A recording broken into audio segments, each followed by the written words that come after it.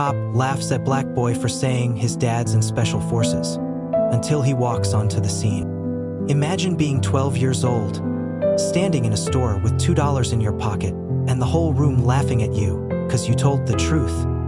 Imagine saying your father was a hero, only to have a man in uniform call you a liar. That's what happened to Malik Jenkins on an ordinary afternoon in a not-so-ordinary town where uniforms were respected until the wrong person wore one. And truth didn't matter if it came from the mouth of a quiet black boy. The town of Willow Ridge liked its rules, its image, and its version of order. It was the kind of place where folks waved from porches but locked their car doors when a stranger passed, where the sheriff's badge was older than the school building, and the same 3 names kept getting elected every year. Malik didn't talk much. He was polite, got good grades, and stayed out of trouble. But none of that really mattered. Not when you looked like him. Not when the world had already decided who you were before you even opened your mouth. He was just trying to buy bread and peanut butter. His mother worked doubles at the county hospital, and dinner wasn't going to make itself. He walked into King's Corner Mart, rain still clinging to his hoodie, sneakers scuffing quietly against the tile. He was halfway through the aisle when Officer Doug Brenner walked in. The door chimed once, then silence. Brenner was the kind of man who liked being the loudest one in the room. Thick-necked, pale-skinned, with a smirk that never quite reached his eyes. He liked to linger too long when talking to women. Liked to sneer when someone spoke Spanish too fast near him. Malik saw him often enough to know the drill. Eyes down, keep moving, don't give him a reason. But today, Malik made the mistake of speaking.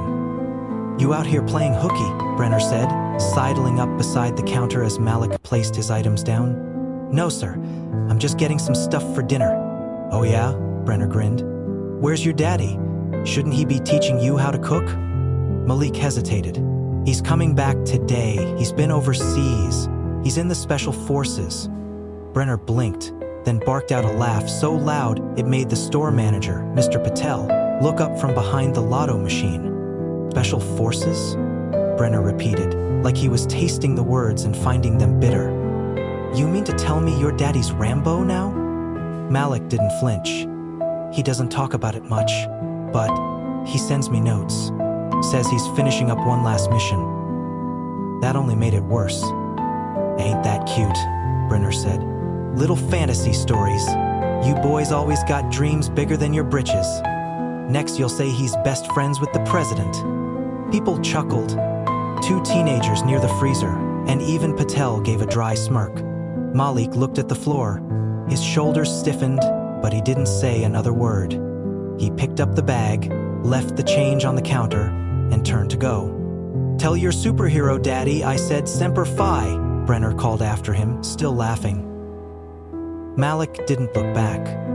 He kept walking until the store's door closed behind him, until the laughter became just a dull echo, bouncing off the inside of his skull. He didn't cry. He never did. The rain had picked up by the time he made it through the alleys, past the shuttered video rental place and the backlot of the church. His house sat tucked behind a long stretch of woods, barely visible from the main road. A single porch light buzzed against the darkening sky. He slipped inside, locked the door behind him, and sat at the table without turning on the lights. The house was quiet. Always was. His mom wouldn't be back until midnight. The silence never scared him. Not since he was 8, when he first learned how to listen to it. Really listen. For the creaks, the soft rattle of the AC, the distant sound of a branch brushing the window, and sometimes, every once in a while, a voice crackling through the old walkie that looked like a toy but wasn't. He went to the bookshelf, reached behind the row of National Geographic magazines and pulled out a small tin box. Inside was the radio, a note, too, folded and refolded until the corners had softened like cloth. It said only 5 words: "Hold tight. I'm coming soon." Malik turned the knob, slow and steady, until the static turned to silence. Then a click, then breathing. "Papa Bear returning to base," came a low voice. He swallowed hard. "This is Cub." They laughed again. Silence. Then, "Doesn't matter what they believe, I'm on my way." Malik smiled then, not wide, just a flicker of something warm. He placed the radio back in its case, walked to the wall where his father's military patches were pinned, and stared at the empty photo frame in the center. That frame would not be empty much longer.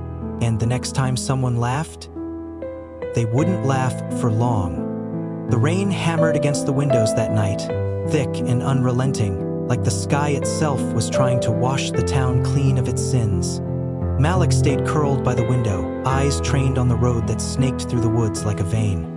Somewhere down that road, a shadow was coming closer. He could feel it in his chest, the way you feel the distant rumble of a storm before it cracks the sky open. Across town, Officer Brenner sat in his cruiser, parked just off Main Street near the old pharmacy. He picked at the wrapper of his cold hamburger, staring out into the slick darkness. His partner, Officer Daniels, sat beside him, flipping through radio stations and grumbling about the boredom of small-town nights. It was Daniels who first caught the call crackling over dispatch, a suspicious person sighting near Bellwood Avenue. Probably nothing. Probably a raccoon tipping over a trash can. But Brenner latched onto it like a dog catching a scent. "Let's roll," he said, tossing the hamburger into the back seat without another word. Daniels barely sighed before flicking the lights on. As they drove, Brenner's mind wandered back to the boy from earlier. The audacity, he thought. The sheer nerve. Claiming something so ridiculous, spinning stories about a Special Forces father. In his mind, it wasn't just a lie, it was a challenge, a disrespect. And Brenner wasn't the kind of man who let disrespect go unchecked. Meanwhile, Malik remained at the window. The house, silent, except for the rhythmic ticking of the kitchen clock and the occasional groan of the old pipes. He could feel it, something shifting in the air, tightening like a drum skin. His father had warned him in the letters. People fear what they don't know, and fear makes them dangerous. Lights splashed across the distant trees, headlights creeping slow like a predator stalking through the woods. Brenner pulled the cruiser onto the gravel shoulder 2 houses down from Malik's. He killed the lights, the engine ticking softly in the cooling rain. Daniels frowned, uneasy. "You sure about this?"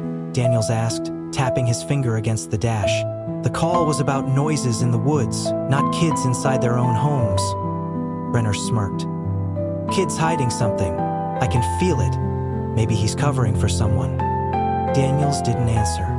He didn't like it, but Brenner was senior, and in Willowridge, seniority mattered more than common sense. Brenner stepped out into the misty dark, flashlight in hand, boots squelching in the muddy shoulder. The world was quieter here, the thick woods muffling sound. He swung the beam of his flashlight lazily across the trees, the wet leaves sparkling under the harsh light. A crack in the brush made him freeze. Brenner stiffened, heart thumping a little harder than he cared to admit. He swept the light back and forth. Nothing. He clicked the radio clip to his shoulder. "Possible contact," he muttered. Static answered him. He frowned and tried again. More static. A branch snapped deeper in the woods, closer this time. Brenner drew his weapon, the flashlight beam bobbing as his hand trembled slightly. "Show yourself," he barked into the darkness. No answer. Another snap. To his left, he spun, pulse racing, nostrils flaring. Then, a blur of movement. Too fast, too low. Something slammed into his wrist and his gun went flying into the mud. Another blow swept his legs out from under him and he hit the ground hard, mud splattering across his uniform. Before he could react, a boot pressed down lightly on his chest. Not hard enough to hurt, just hard enough to let him know he wasn't going anywhere. Brenner's flashlight, still gripped in his hand, tilted up, and for the first time he got a good look at his attacker. The man was dressed in tactical black, gear that seemed to absorb the light instead of reflecting it. His face was painted in streaks of camouflage, his expression calm and cold as stone. The man leaned down slightly, his voice low enough that only Brenner could hear. "You pointed a weapon where my son sleeps," he said, every word measured and heavy with restrained fury. Brenner's mouth opened, but no sound came out. Before he could gather himself, the man backed off, melting into the darkness with the same eerie silence with which he had appeared. Brenner scrambled to his feet, wiping mud from his face, heart pounding so loud it drowned out the rain. Daniels appeared a moment later, gun drawn, eyes wide. "What happened?" Daniels demanded. Brenner shook his head, still dazed. Someone attacked me. Came out of nowhere." Daniels scanned the woods, flashlight cutting slices through the night. Nothing moved. The rain kept falling, steady and indifferent. "We need to call this in," Daniels said firmly, already reaching for his radio. Back at the house, Malik sat very still, hands pressed to the glass of the window. He saw it, the moment his father disappeared back into the woods like a ghost. He knew the signs. He knew his father's work wasn't about showing strength. It was about knowing when to be invisible, when to strike, when to wait. Malik whispered under his breath, a prayer and a promise all at once. "I'm ready." Tonight wasn't just a homecoming. It was the beginning of something bigger. The beginning of the moment when the world would have no choice but to see him and believe. The air was different after that encounter. The woods seemed heavier, the rain quieter somehow, like even the storm was holding its breath. Brenner and Daniels retreated to the cruiser, but the uneasy silence followed them like a second shadow. Brenner kept darting glances into the rearview mirror as they drove back to the station, flinching at every rustle of the wind against the trees. He didn't know who that man was. All he knew was the power he'd felt in that brief moment.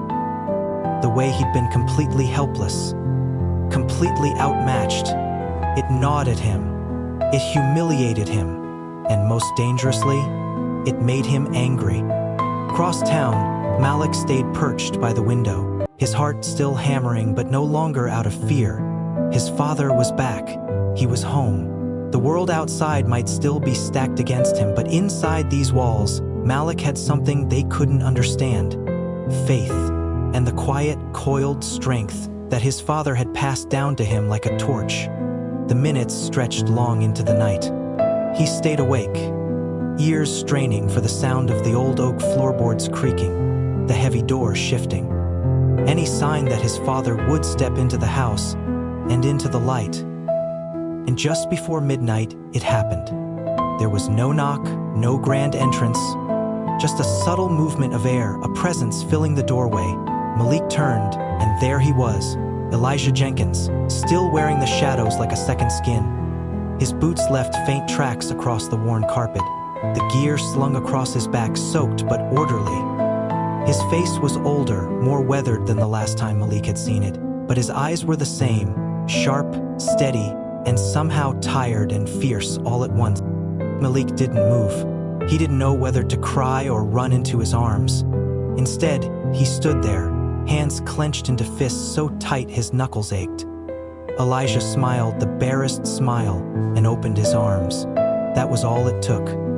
Malik launched himself forward, burying his face into his father's chest, breathing in the strange mix of rain, earth, and something metallic that clung to his uniform. Elijah's arms closed around him with a gentleness that seemed at odds with the hardness of his exterior. "You've grown," Elijah murmured, his voice rough with emotion he refused to fully show. "You're late," Malik whispered against his chest. Elijah chuckled low. "Traffic." Malik pulled back just enough to look up at him. "There was a cop," he said. "He didn't believe me." Elijah's eyes hardened slightly. "I saw." He laughed, Malik added, the weight of the humiliation finally bleeding into his voice. Elijah crouched down so they were eye to eye, resting his hands on Malik's shoulders. "Listen to me," he said. "Some people are so small inside that they can only feel big by making others feel small. Their laughter isn't about you, it's about them. It's about their fear."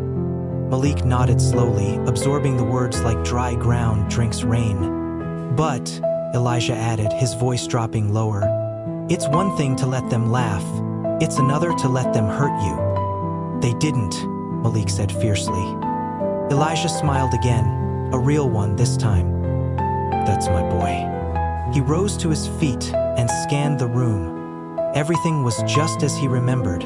Simple, worn, full of quiet battles fought and won every day. He dropped his duffel bag by the couch and started unpacking. A tactical vest, worn boots, a battered rifle case. But it was what he pulled out next that made Malik's heart squeeze. A small, framed photograph, one Malik had never seen before. It was a picture of Elijah, kneeling in the dirt somewhere foreign, arms slung around a younger Malik, maybe 4 or 5 years old, wearing a tiny camo jacket that hung off his frame like a cape. "You kept this?" Malik asked, voice cracking. "Always," Elijah said. "It reminded me what I was fighting for." They stood there for a moment, the storm still raging outside, the walls of their little house holding back the world. Then Elijah's face shifted, serious again. "I have to tell you something," he said. Malik straightened instinctively, sensing the shift. "I'm not here just to visit," Elijah said. "There's something happening in this town. Something bigger than you or me." Malik swallowed hard.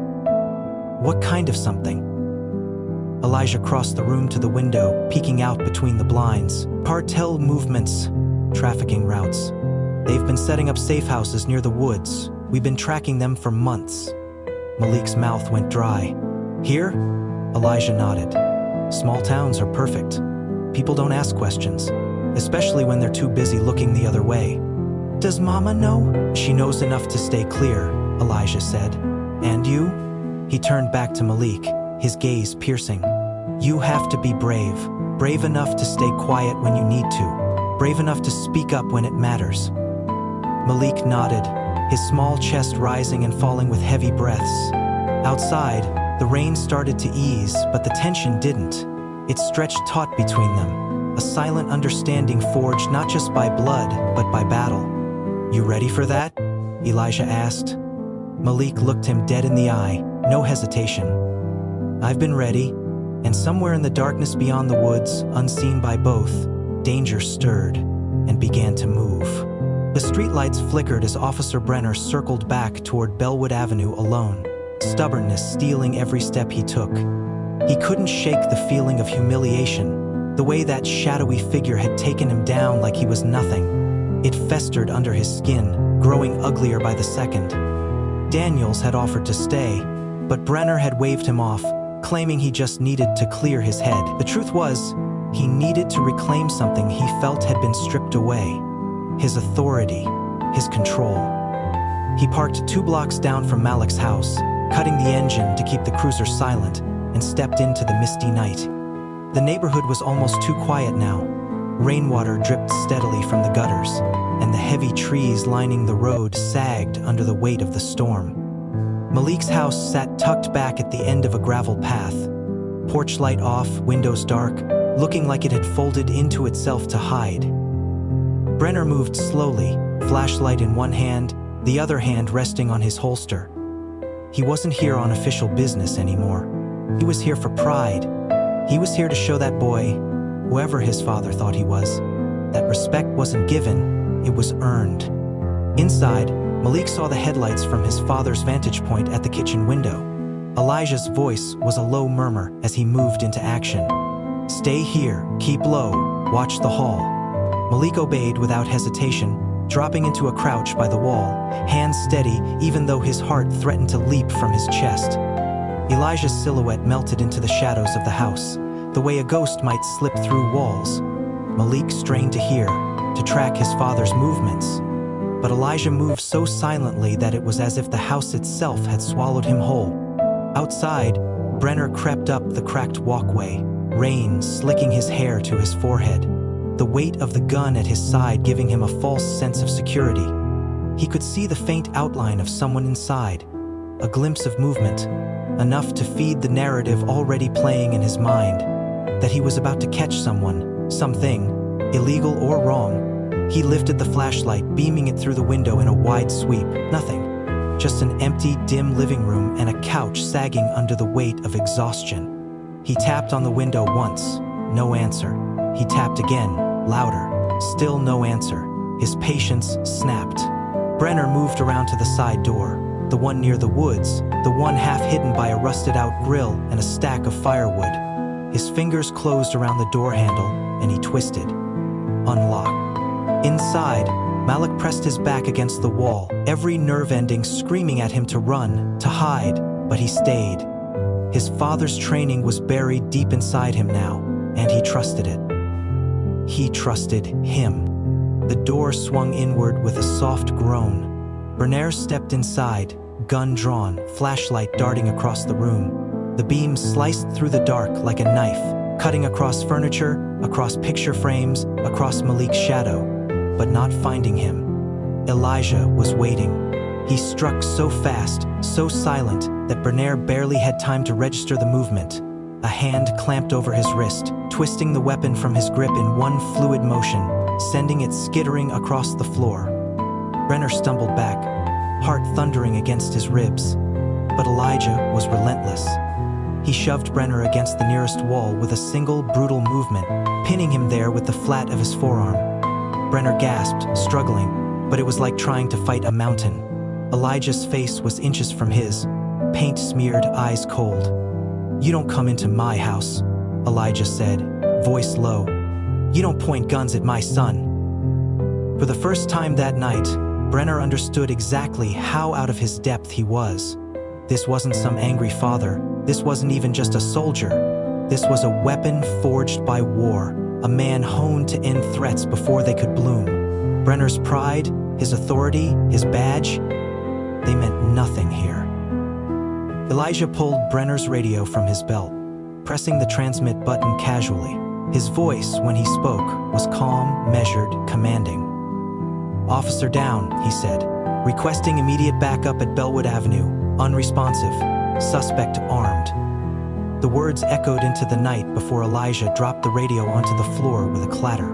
He leaned in one last time, so close Brenner could see the fine network of scars tracing his jawline.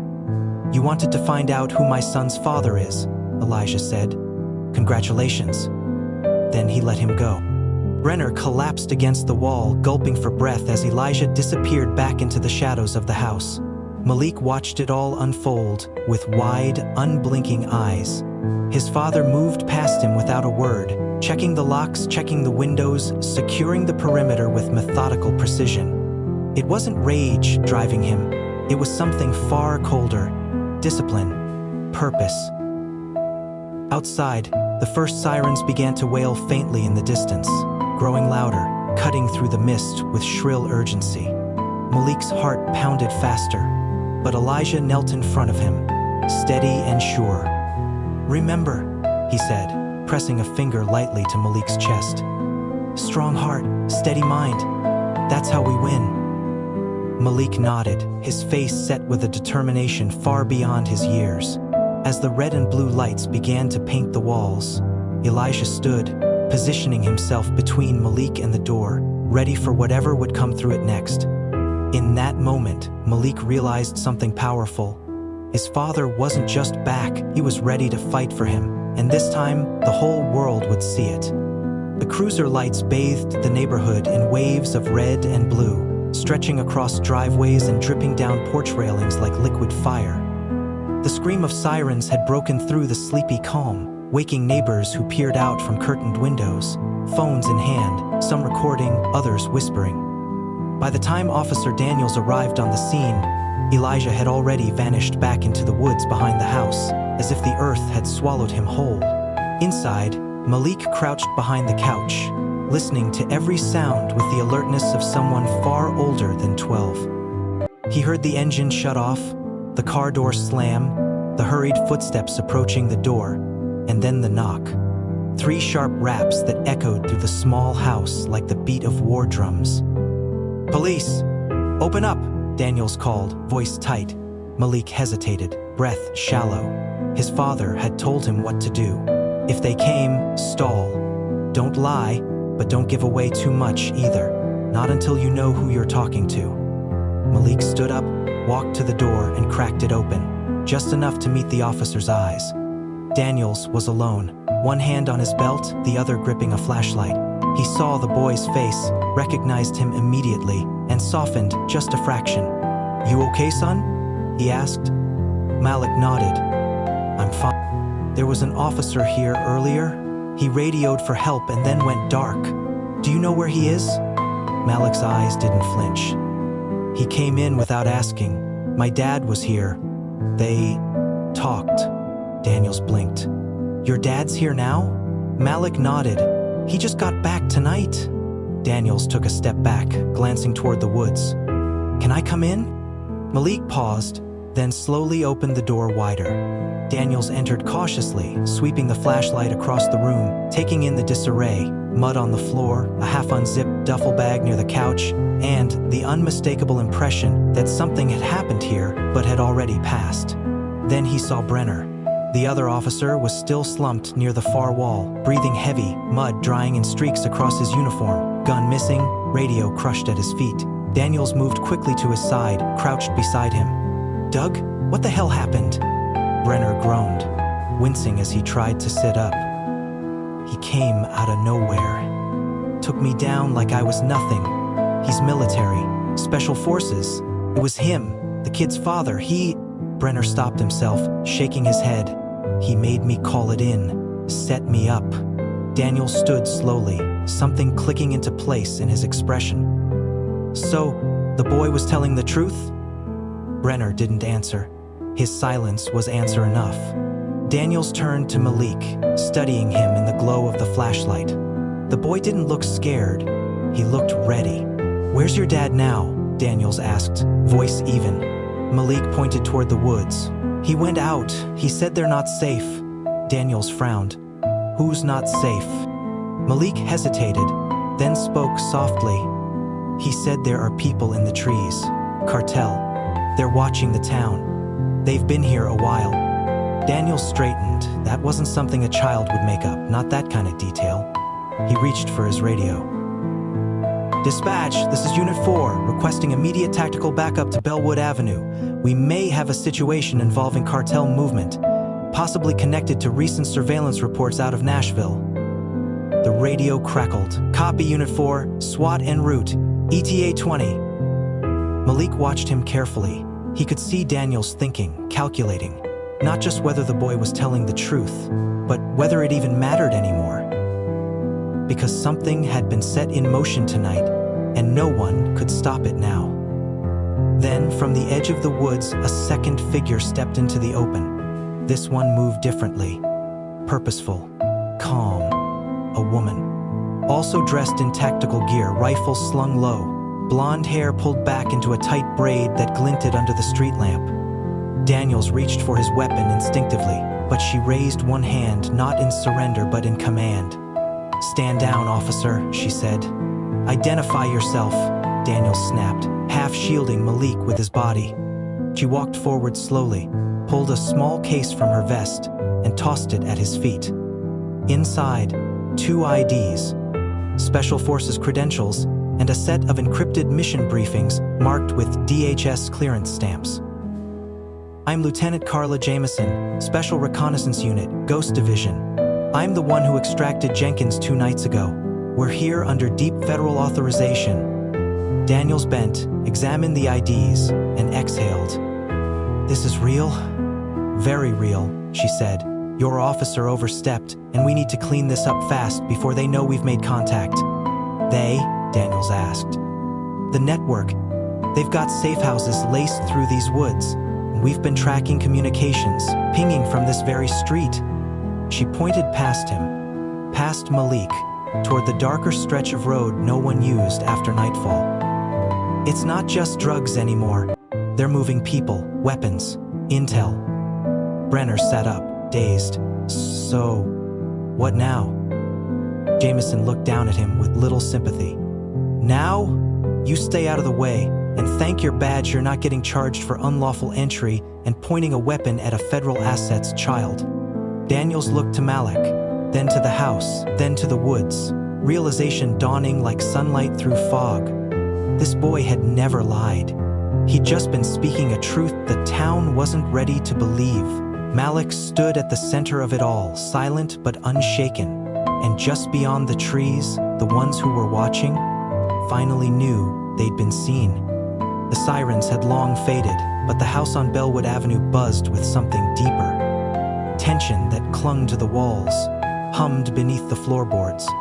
Inside, Malik sat quietly on the edge of the couch, while Lieutenant Jameson paced, eyes scanning the windows like she could read the air itself. Daniels remained near the doorway, radio clipped back to his chest, watching both of them as if unsure where to stand or how to feel. Brenner sat slumped in the corner, bruised pride stinging more than any physical pain, silent but seething. Jameson finally stopped pacing. Jenkins said the surveillance pings were coming from somewhere close. He was right. We're being watched. Daniels frowned. You mean here? Like right now? She nodded, pulling a small device from her vest, a thermal scanner that hummed to life with a soft whir. She aimed it at the window, swept it across the tree line. Red dots flickered briefly on the tiny screen. 1, 2, then 4. Figures, moving, not wildlife, too coordinated, too still, watching. We need eyes in those trees, Jameson muttered, and we need Jenkins back.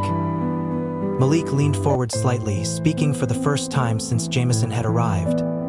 He never leaves for long. He's always close.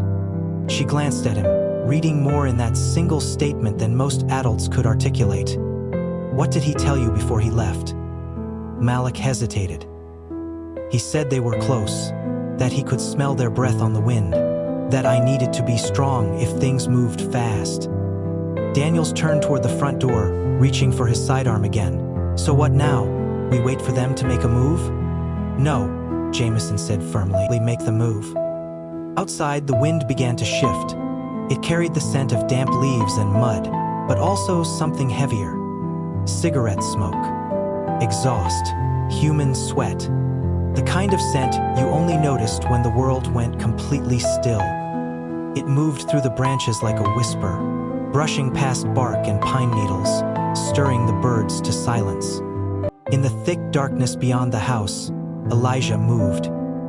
He slid through the undergrowth like water, body low to the ground, the night molding around him. His breathing was steady, controlled.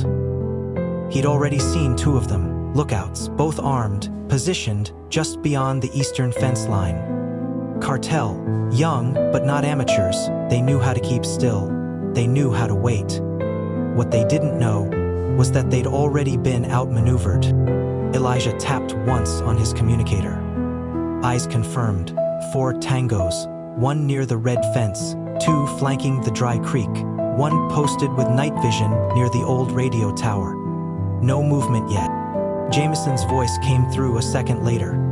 Acknowledged, boy secure, Officer Daniel standing by, Brenner neutralized. Elijah smirked at that. He'll recover. Pride's harder to fix than bones. Do you want us to pull the boy out? No, Elijah said quickly. He stays. That's his home. We don't run. We finish this. Jameson didn't argue. She knew better than to second-guess Jenkins when his voice dropped that low. Back inside the house, Malik pulled the living room curtain back just a sliver. He couldn't see anything but the shimmer of wet grass and the outline of the woods, but his body was tense with anticipation. His father was out there, the same man who had lifted him onto his shoulders to see fireworks, who once taught him to tie a knot blindfolded, who whispered bedtime stories with more truth in them than fiction. That man was about to disappear into battle, and Malik could feel it, like thunder still far off, but coming fast. Jameson turned to Daniels. We'll hold this position. When Jenkins gives the signal, we move. What's the signal? Daniels asked. She tapped her earpiece. He'll let us know. But Jenkins wasn't just planning to engage, he was planning to end it. In the woods, he crept behind the lookout near the radio tower. The man was crouched low, scanning the area with slow, mechanical motions. Elijah came in from behind, placed one hand on the back of the man's neck and the other over his mouth, dragging him silently into the brush. No sound, no struggle, just like training. One down. He moved to the dry creek next, spotting the pair through a gap in the branches. They were whispering, joking in Spanish about the local cops, laughing about how easy it all was. That was their mistake. Elijah used their rhythm, waited until one reached down to adjust his rifle, and then struck. The first hit never saw him coming. The second turned too late, caught a sharp strike to the ribs and folded with a gasp. Elijah didn't wait to finish the job, he just moved. Last was the one near the red fence, closest to the house. That one was tense, aware something had shifted. He clicked his radio once, scanned with his flashlight, and started backing toward the trees. But before he could take a second step, Elijah dropped down from above, landing like a hammer. The man went limp in seconds. Back in the house, Jameson's earpiece crackled. "Tango's cleared! We're clean!" She stood upright, shoulders releasing tension. "It's done." Malik exhaled hard. For the first time in what felt like years, he felt the storm break inside his chest. No more hiding, no more whispers. His father was real, and the world had just met him in the dark. Outside, the woods stood silent once again, except for one figure, walking calmly back toward the porch light that flickered above the door. Elijah Jenkins was home. The door opened slowly, creaking on its tired hinges, and Elijah stepped inside like a man returning from another world. His boots were caked with mud, a smear of blood, someone else's, marked the side of his glove, and his breath still came in controlled, quiet bursts. But his eyes scanned everything: the position of the furniture, the tilt of the curtain, the faint change in air pressure near the back door. This wasn't paranoia, it was instinct. Years of hunting and being hunted. Elijah Jenkins had lived too long in places where one mistake cost lives. He wasn't about to let this place, his home, become another battlefield.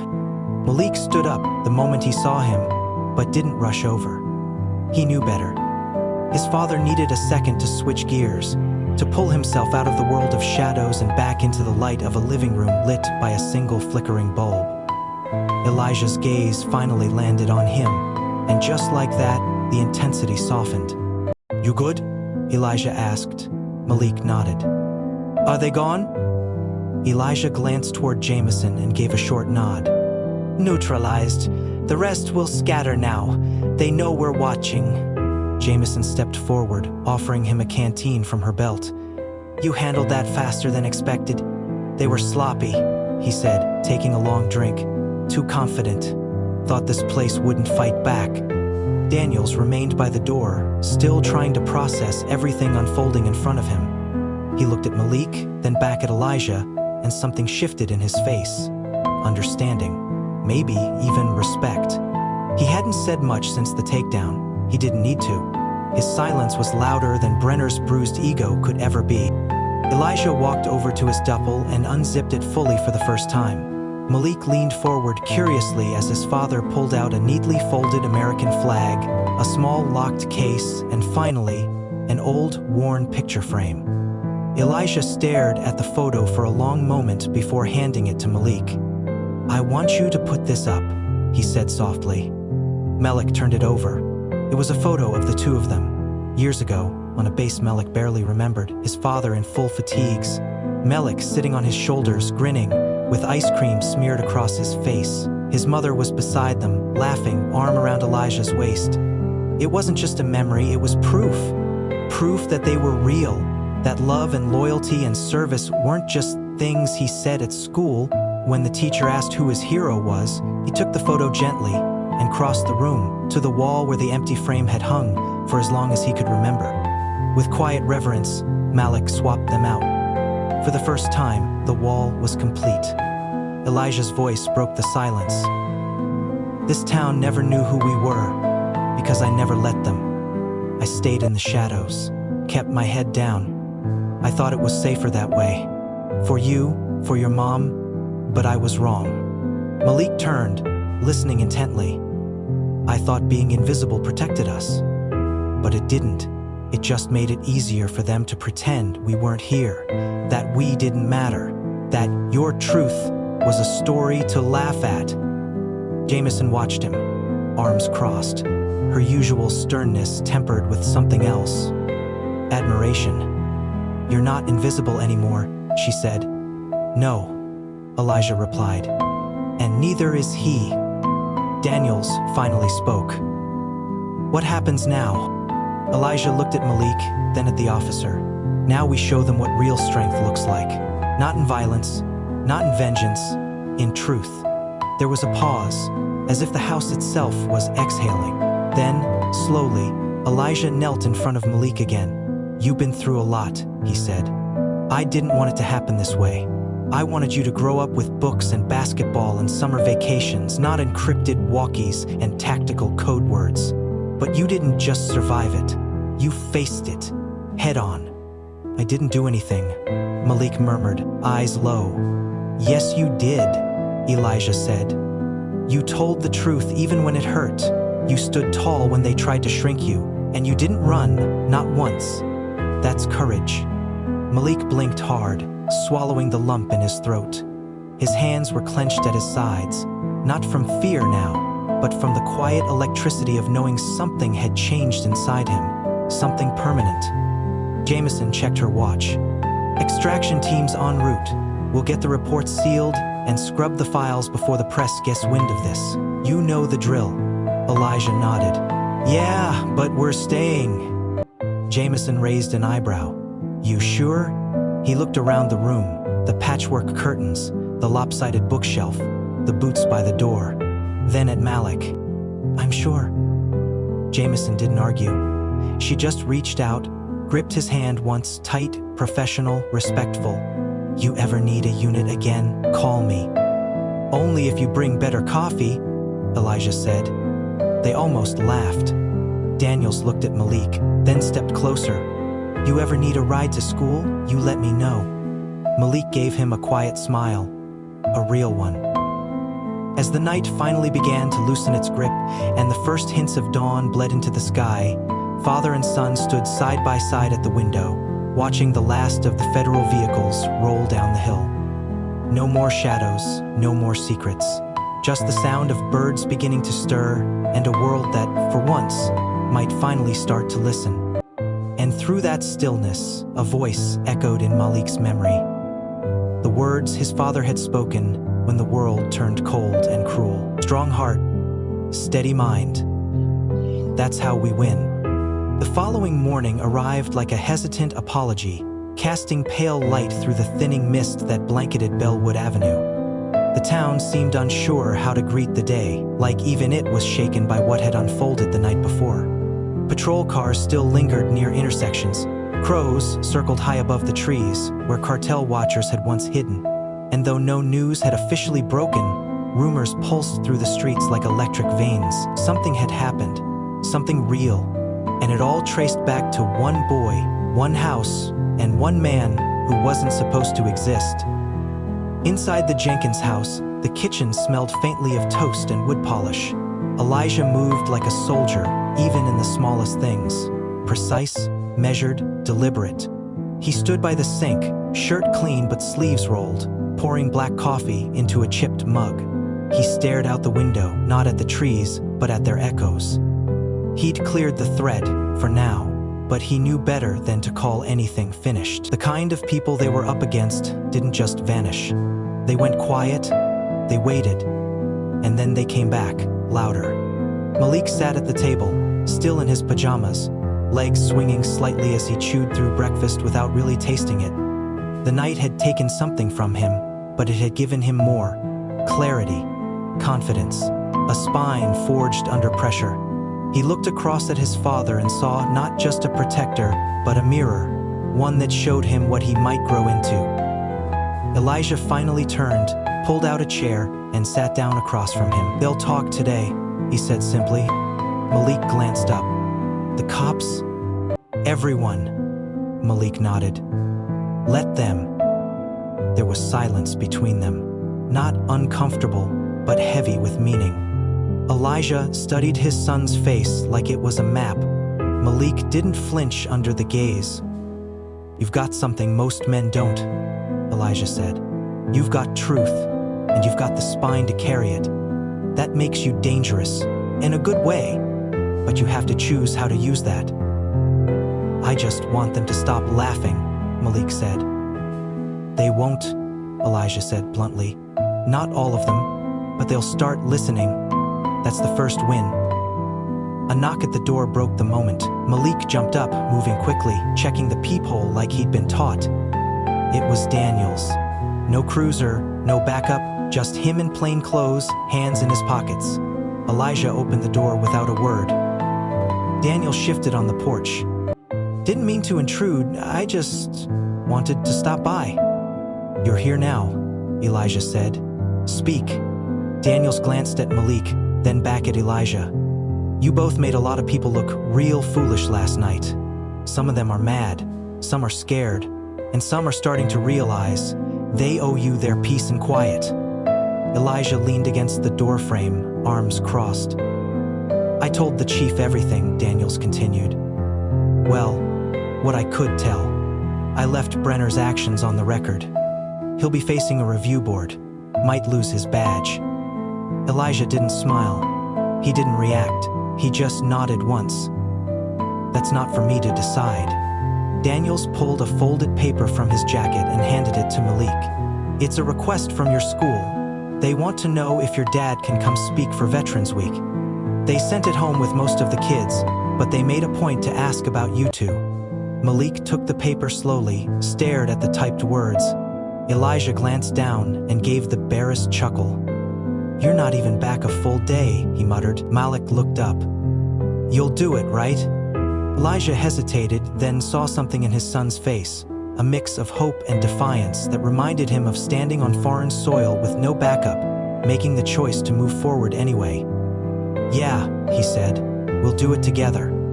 Daniels smiled faintly, tipped his head and turned to leave, but he stopped halfway down the steps. Just so you know, he said over his shoulder, the video's out. Someone recorded Brenner at the store, mocking Malik. Then, there's footage of you walking out of those woods last night like something out of a war movie. Elijah tensed. Where? Local blog picked it up, then a few veterans groups. It's catching fire. Elijah didn't like it. Visibility meant vulnerability. But then he looked at Malik, who was staring down at the permission slip like it was a medal. I'll take care of the noise, Daniels added. You just keep doing what you do. When he was gone, Elijah closed the door and turned back to the table. What happens if it goes viral? Malik asked. Then we control the story, Elijah said. You don't run from it. You define it. That's how you take their weapon and make it your own. Malik folded the slip and slid it under his cereal bowl. Then we better make it a good story. Elijah grinned. You were born into a good one. That afternoon they went out, not hidden, not in a rush. They walked down Bellwood Avenue like it was their right, because it was. Neighbors peeked from porches. A few waved awkwardly. One woman, older, hands dusted with flour, called out, "Thank you." Elijah just nodded. At the edge of the schoolyard, kids had gathered in loose groups, whispering, pointing. Malik walked beside his dad, backpack slung over one shoulder. One boy started clapping. Then another. A ripple of sound moved through the group, not mocking, not forced, real. And in the center of it, Malik walked taller than ever before, his father at his side. It didn't take long for the whispers to become headlines. By evening, the story had cracked open the town like a crowbar splitting old wood. Local news trucks lined up along Bellwood Avenue, their satellite dishes piercing the gray sky like spears. Reporters milled around the sidewalks, some bold enough to knock on doors, others content to film slow, brooding shots of the Jenkins' modest home, casting it as the unlikely stage where a secret war had quietly unfolded. But even more powerful than the official coverage was the footage, the raw, grainy clip that had started it all.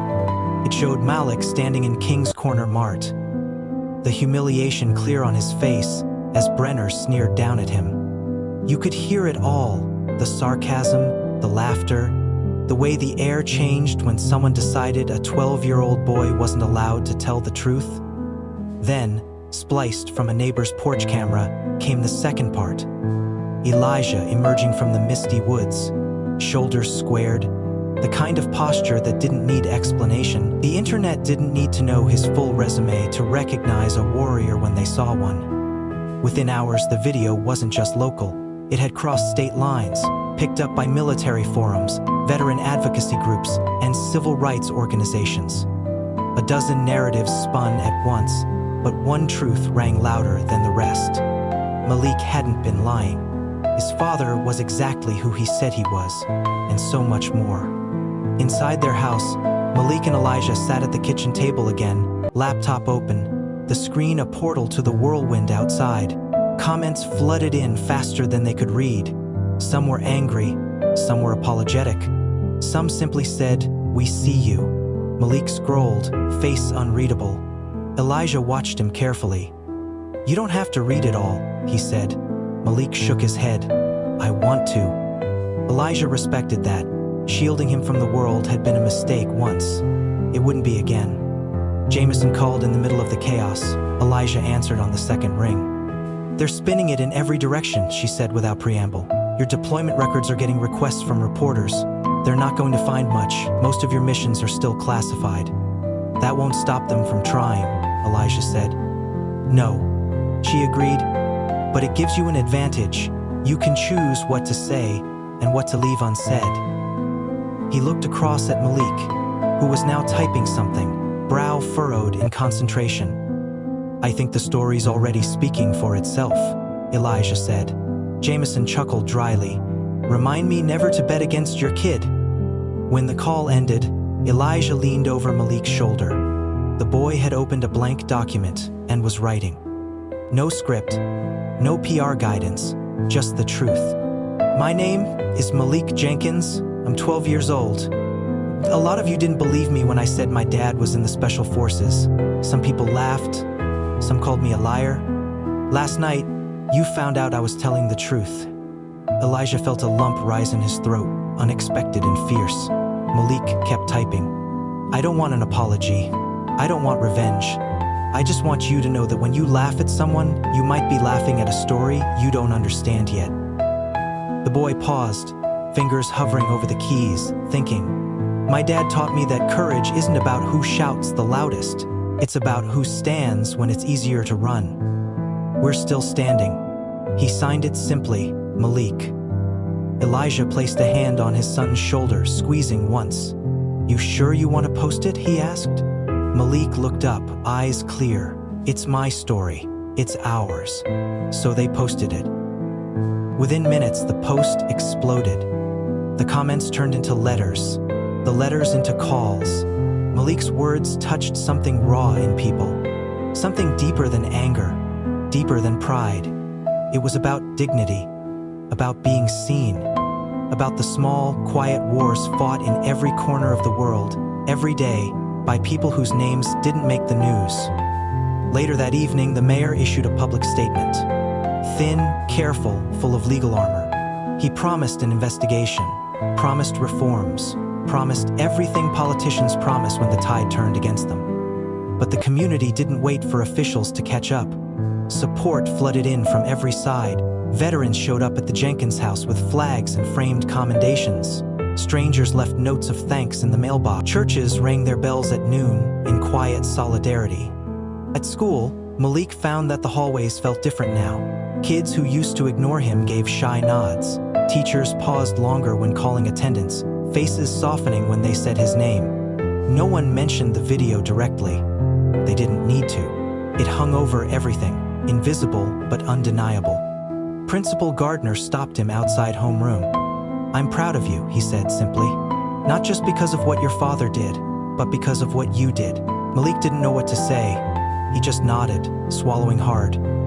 By the time the final bell rang, Malik wasn't the same boy who had walked through the door that morning. He had crossed a threshold, one where the weight of being invisible had finally been lifted. Walking home that afternoon, Malik moved with a different rhythm.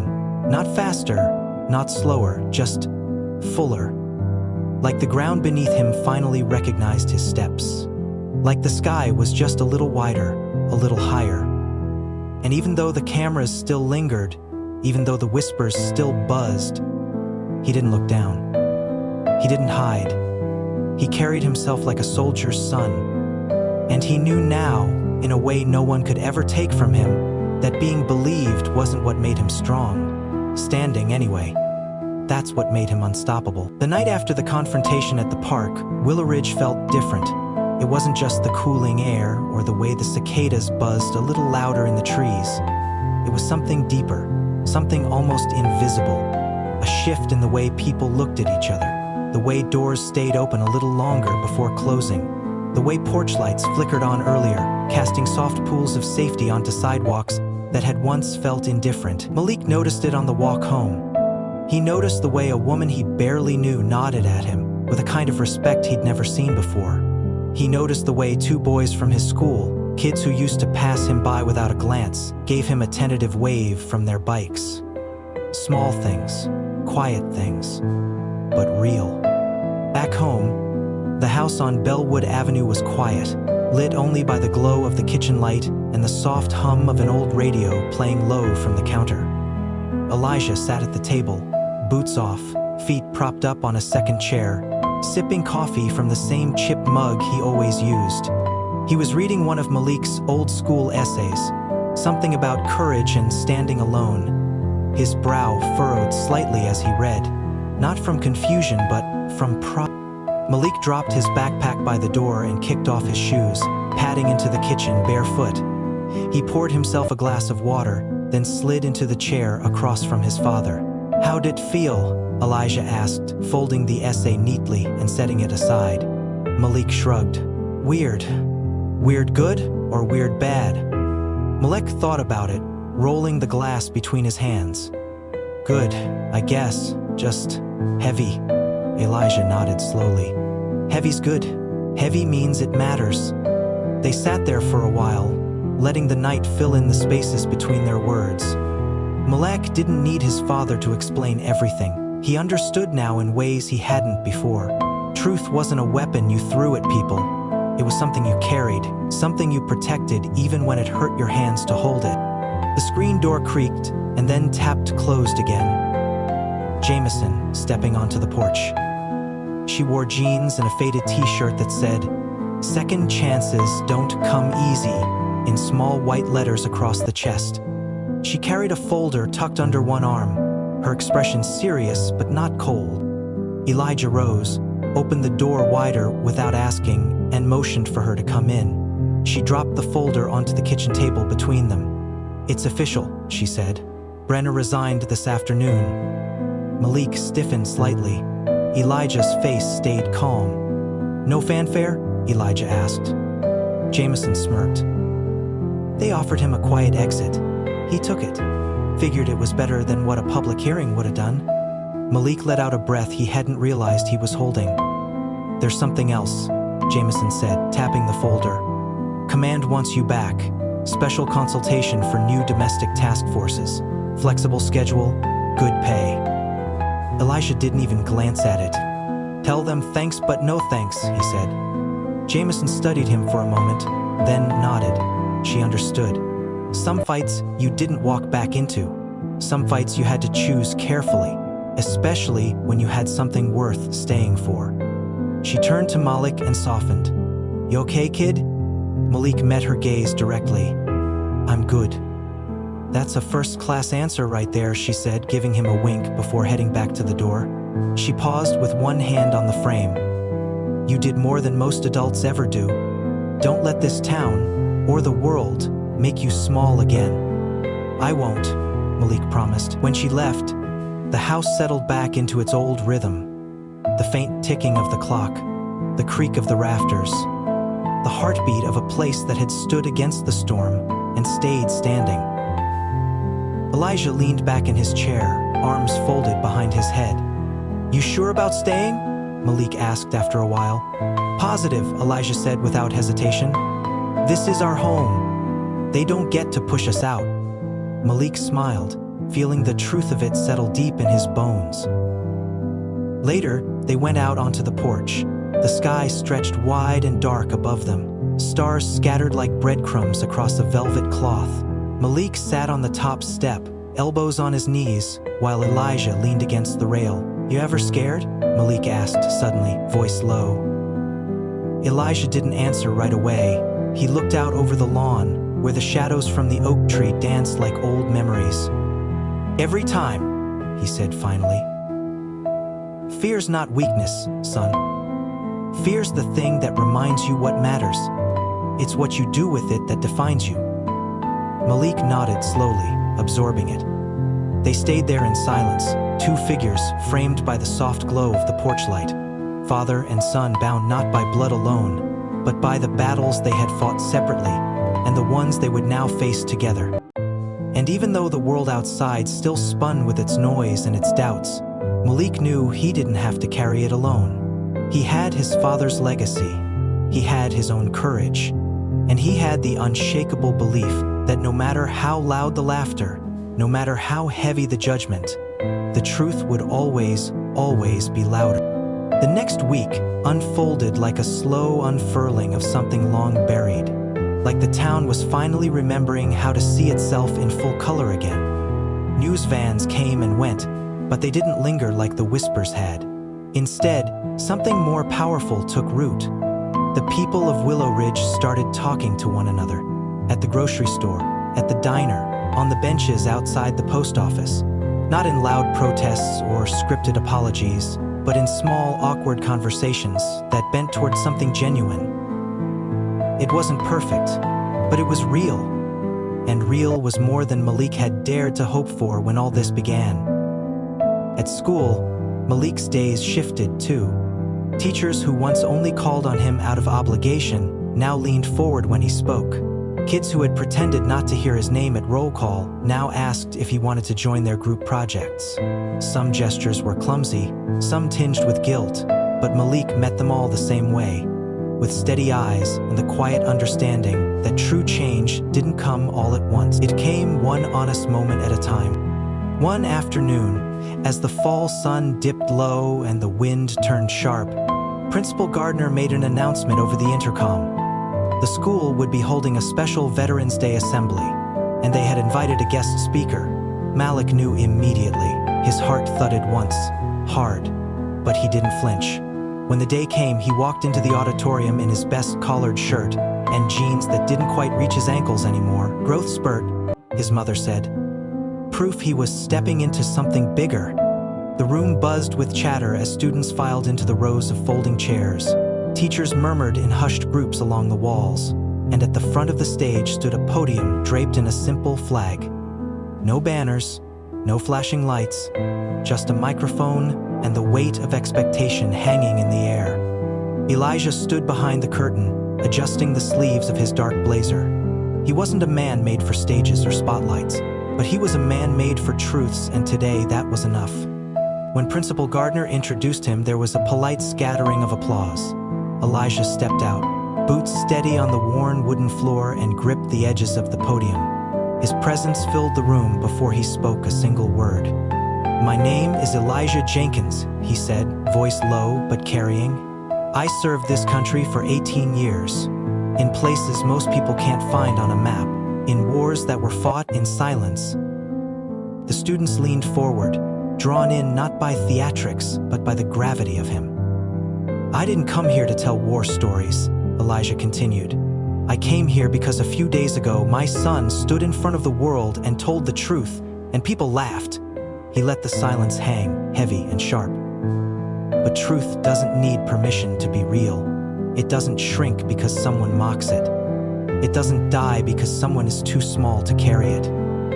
Somewhere near the middle rows, Malik sat perfectly still, his chest rising and falling in shallow breaths. He wasn't nervous. He wasn't afraid. He was proud. Elijah's gaze swept the room. "Courage," he said, "isn't the absence of fear. It's standing tall in the middle of it. It's telling your story even when you know they'll try to tear it apart. And sometimes, courage looks like a 12-year-old boy walking into a store, telling the world who his father is, and daring them to believe him." He paused, letting that settle. "I'm not a hero because of the uniform I wore," Elijah said. "I'm not a hero because of the missions I completed. If there's anything heroic about me, it's that I raised a son who knows his worth, even when others try to deny it." The auditorium was so quiet that the creak of a chair shifting sounded like thunder. Elijah nodded once, stepped back from the microphone, and simply said, "Thank you." The applause started slow, one teacher near the side clapping, then a student, then another, and then it rolled through the room like a wave, rising and cresting into something real, something earned. Malik stood, not because anyone told him to, but because it felt right. And when he did, a few others stood too. Then more, until a good third of the room was on its feet, clapping not just for Elijah, but for the boy who had carried a battlefield inside his chest and walked through fire without blinking. Later, after the assembly ended and students spilled back into the halls buzzing with energy, Malik and Elijah stood near the flagpole outside the school. The sun was bright now, sharp against the crisp air, and the flag snapped smartly in the wind. "You did good, kid," Elijah said, clapping a hand lightly against Malik's back. Malik grinned. "You too." For a while, they just stood there, letting the wind carry away the last pieces of the old story. The one written by other people. The one that said Malik Jenkins was small or invisible or not enough. That story was gone now. In its place stood a new one Malik was writing for himself, one where truth wasn't something you had to prove. It was something you lived, and this time, no one could take it away. The days that followed weren't loud. They didn't need to be. Change rarely roared. It crept in on quiet feet, settling into the cracks people didn't even know were there. Malik went back to his routines, school, homework, chores, but everything felt slightly different, like the ground under him had shifted just enough to make each step firmer. It wasn't about being famous, and it wasn't about winning a fight. It was about something quieter, something steadier. Malik finally felt seen, not just by the town, but by himself. On a chilly Saturday morning, Elijah woke Malik early with a tap on the shoulder and a short, "Come on, got something to show you." Malik dressed quickly, pulling on his hoodie and boots, not bothering to ask questions. With his father, surprises usually meant lessons, and lessons were always earned, not given. They drove out past the edge of Willow Ridge, beyond the familiar streets and the old church, out where the asphalt gave way to gravel and the gravel gave way to rutted dirt paths. The forest thickened on either side, the trees still clinging stubbornly to the last of their autumn leaves. Malik watched out the window, the breath from his nose fogging the glass, as the world grew wilder. Eventually, Elijah pulled off the road onto a narrow clearing. Malik looked around, but didn't see much, just an open field with an old, crumbling stone wall snaking through the middle of it. His father stepped out of the truck and motioned for Malik to follow. They walked in silence, boots crunching over frost-hardened grass until they reached the wall. Elijah knelt and brushed away a patch of leaves, revealing a worn plaque embedded in the stone. Malik crouched beside him to read it, for those who stood when it was easier to fall. "No names?" Malik asked. Elijah shook his head. "Some sacrifices are too big for a single name. They belong to everyone." He stood and dusted his hands on his jeans, looking out over the field as if he could see something more than just trees and sky. This was supposed to be a memorial for a battle that never made the history books. Elijah said, "A long time ago, a handful of soldiers held this ground. Outnumbered, surrounded, no backup coming. They didn't fight for medals. They didn't fight for glory. They fought because someone had to stand there and say, 'Not today.'" Malik let the words sink in. He traced his fingers over the rough carving, feeling the grooves worn deeper by time and weather. "You brought me here because," Malik prompted, though he already felt the answer humming inside him. Elijah turned to him, eyes steady. "Because you did the same thing." Elijah turned to him. "I didn't fight anyone," Malik said. "You stood your ground. You told the truth when it would have been easier to stay silent. You carried something heavy without dropping it. That's a different kind of battlefield." Malik looked out over the open space, the cold air stinging his cheeks.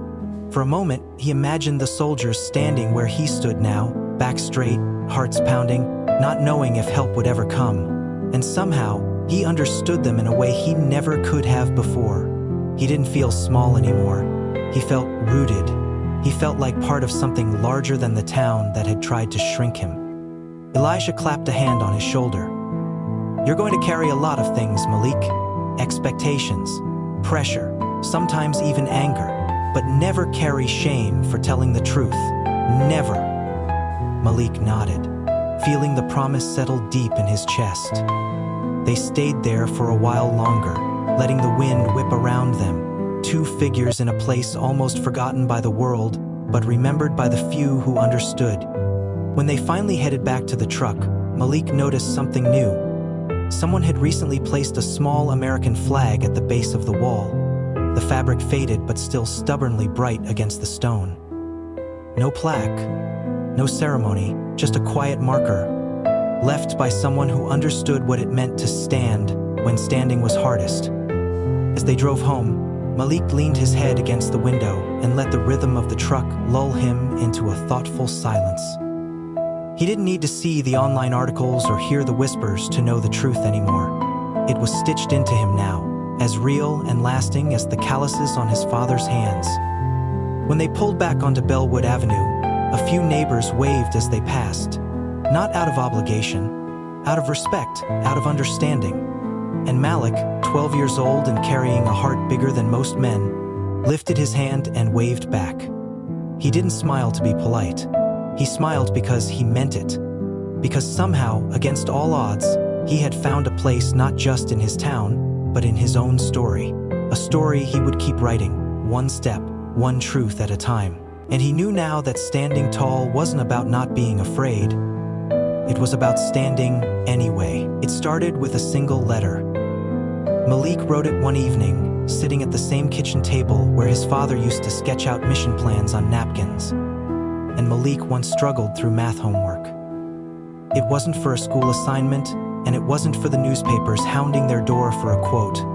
It was for himself. And, in a way, for the boy he used to be. The one who stood small and silent while the world laughed at him. The letter was addressed simply to the cop who laughed at me. He didn't name Brenner. He didn't need to. Everyone who mattered would understand. You didn't know me. You didn't ask. You decided who I was before I said a word. You thought it was funny that a boy like me could believe his father was a hero. You thought it was a joke. Maybe because you thought heroes don't look like me. Maybe because you forgot what real strength looks like. Malik's pen moved steadily across the paper, the words flowing out as if they had been waiting just under his skin all along. You laughed. And maybe you thought your laughter didn't matter, that it would disappear into the air like smoke. But it didn't. It stayed. It built a wall between us. It taught me that the truth can be heavy, and that some people will try to crush it with their own fear. But I also learned something else. I learned that the truth doesn't need permission. It doesn't shrink just because someone is too small to carry it. Malik paused, tapping the pen lightly against the table. Elijah sat nearby, polishing a pair of battered old boots, pretending not to watch, but very clearly listening. Malik met his father's eyes, and Elijah gave him a single, short nod. The kind of nod soldiers gave each other before stepping into something unknown. You taught me how loud fear can be when it's dressed up as laughter. But my father taught me how quiet courage is, how steady it stands, how it doesn't move even when the ground shakes. So thank you. Thank you for showing me what kind of man I don't want to become. Thank you for making me stronger than your words. Malik signed it simply. Malik Jenkins, son of a warrior. He didn't send it to the newspaper. He posted it online, right below his first message that had already been shared by thousands. And once again, the town wasn't ready. The letter spread like fire in a dry field. It wasn't just reposted by veterans and activists. It was picked up by major news outlets, shared in editorials, printed in Sunday papers. People didn't just read it, they felt it. Malik's words weren't angry, they weren't vindictive. They were stronger than that. They were the kind of truth that wrapped itself around your throat and refused to let go until you saw the world a little more clearly. In the days that followed, more letters came back, handwritten ones stuffed into the mailbox, emails sent to the school, messages posted on Malik's social media. Some came from soldiers who recognized the courage it took to stand alone. Some came from teachers who promised to listen more carefully from now on. Some came from kids Malik had never met, Kids who wrote, "I believe you," and "You make me brave." The principal called Malik into his office one morning, not for trouble but for something else entirely, an invitation to read his letter aloud at the town's annual Founders' Day ceremony. A ceremony that, for the first time in anyone's memory, was shifting its theme to voices that changed us. Malik said yes, not because he wanted the attention, because it mattered that when history was written in Willow Ridge, his story wouldn't be left out. It would be carved into the memory of the town, just like the old stone walls at the forgotten battlefield his father had shown him. On the day of the ceremony, Malik stood on the courthouse steps, facing a sea of faces, some familiar, some not. He wasn't nervous this time. The weight in his chest wasn't fear. It was something warmer, fuller. He read the letter in a clear voice, steady even when the wind tugged at the edges of the paper. When he finished, the crowd stood. Not a standing ovation born out of politeness or spectacle, a real one built from the slow, rising acknowledgement that they were witnessing something bigger than a boy reading from a piece of paper. They were witnessing a kind of reckoning, a kind of healing. As Malik stepped down from the podium, Elijah waited at the bottom of the steps, hands in his pockets, eyes shining just a little. He didn't say much. He didn't have to.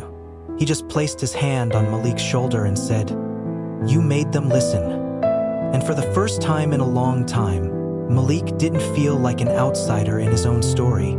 He felt like the author. He had turned their laughter into understanding, their doubt into respect, and their silence into applause. Not with anger, not with revenge, with truth. And that truth was now written across the heart of Willow Ridge, as permanent as the stars beginning to prick the twilight sky. As fall deepened into winter, Willow Ridge carried the weight of the story Malik had told. Not like a burden, but like a badge, pinned carefully to the chest. Some wounds healed slowly, some didn't heal at all. But the town was different now. Maybe not in grand, sweeping gestures, but in smaller ways that mattered more. Teachers stayed longer after class to listen.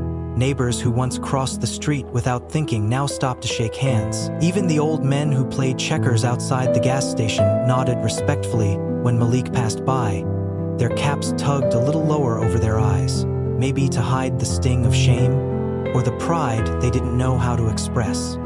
At school, Malik no longer walked with his head down.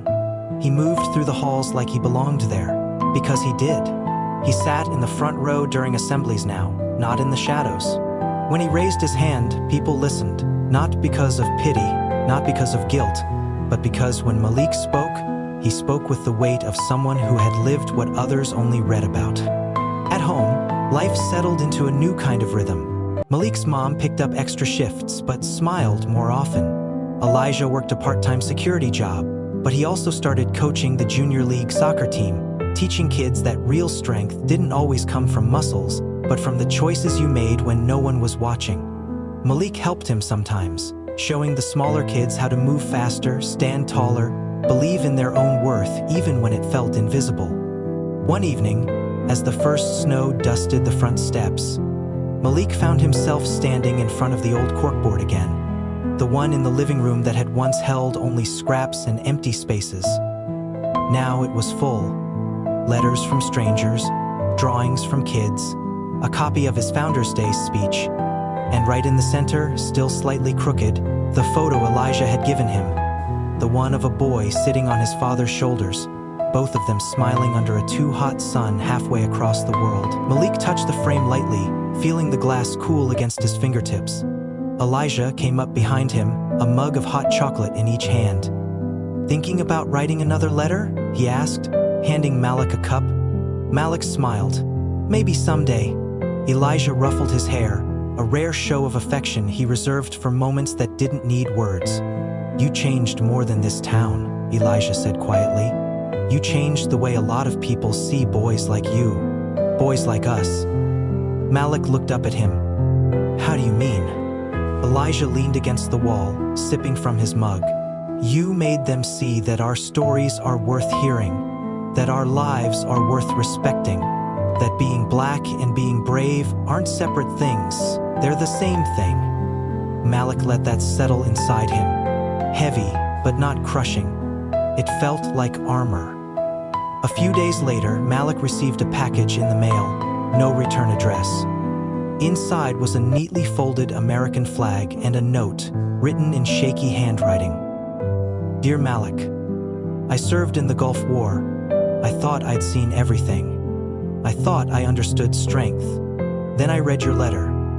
Thank you for reminding me what it really means to stand tall. You made me believe again. Malik showed it to his father, who just nodded, eyes glassy. They decided to frame the note and hang it next to the photo. Because some battles leave scars, but some battles leave legacies. And Malik's legacy was just beginning. The last snow of the season fell heavy that year, blanketing the town in a thick, perfect hush. Malik stood on the front porch, watching the world turn white. He didn't know what challenges tomorrow would bring. He didn't know what new battles he might face, but he knew this much. He would meet them standing with a strong heart, standing with a steady mind, standing with the truth. Because Malik Jenkins had walked through fire. He had been laughed at, doubted, dismissed, and he had answered not with anger, but with courage, not with shouting, but with standing, not with fists, but with the quiet, immovable force of a boy who knew exactly who he was. And that made all the difference. Because in the end, it was never about making them see him. It was about seeing himself and knowing he was enough. Always had been, always would be. If this story stirred something in you, if it reminded you of the power of standing tall, even when the world tries to bend you low, then make sure to like, comment, and subscribe to this channel. Your voice matters here, and your story deserves to be heard. Stay tuned for more powerful stories that prove courage isn't about never falling, it's about always rising.